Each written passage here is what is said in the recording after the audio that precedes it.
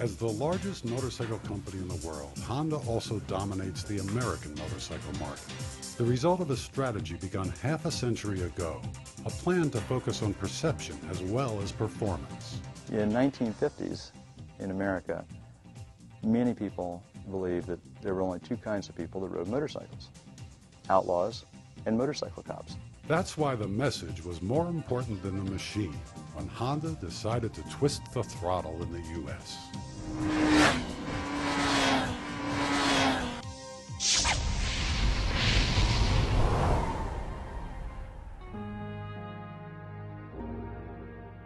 The year was 1959, and with 200,000 units sold, the tiny Super Cub was the most successful two-wheeled machine Honda had ever made.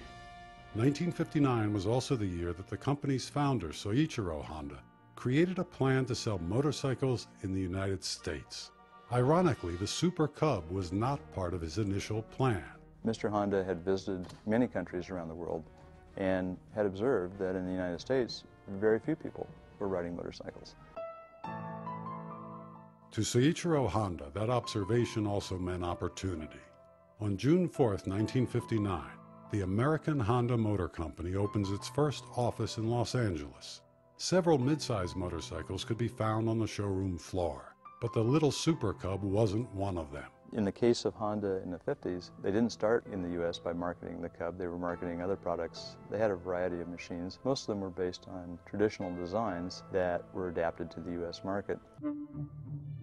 But there were a handful of the little Super Cubs in the U.S., used by the 8 employees of the American Honda Motor Company as reliable, fuel-efficient ways to get around town. The Cub was initially being used by staff, but the reaction that staff got when people saw them riding it and the features and the advantages and the benefits of that design soon became readily apparent that the company said, you know, we ought to bring this in too.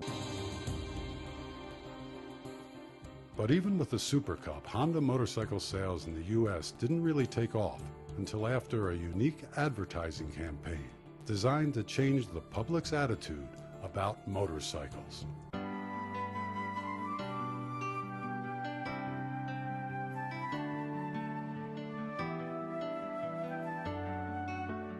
The commercials first ran in 1963, and Honda sold 100,000 motorcycles that year. By 1964, Honda had captured nearly 50% of the entire U.S. motorcycle market. Public attitudes towards motorcycles were changing.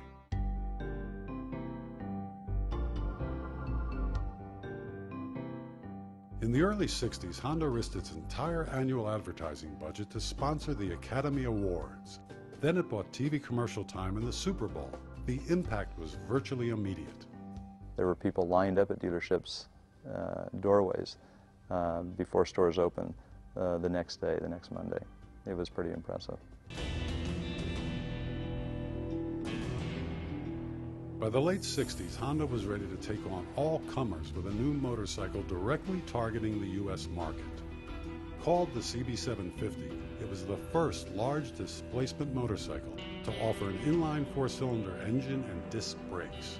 Cycle World magazine called it the most sophisticated production bike ever. Top speed 120 miles an hour. Price tag $1,495. The competition couldn't match either of those numbers. This CB750 surprised and impressed all the people. This model turned out to be a very big hit, and this could be regarded as the flagship of the sporty motorcycles for Honda. At that time, the major important motorcycle market was the American market, so success in the American market for the motorcycle means automatically the success in the world.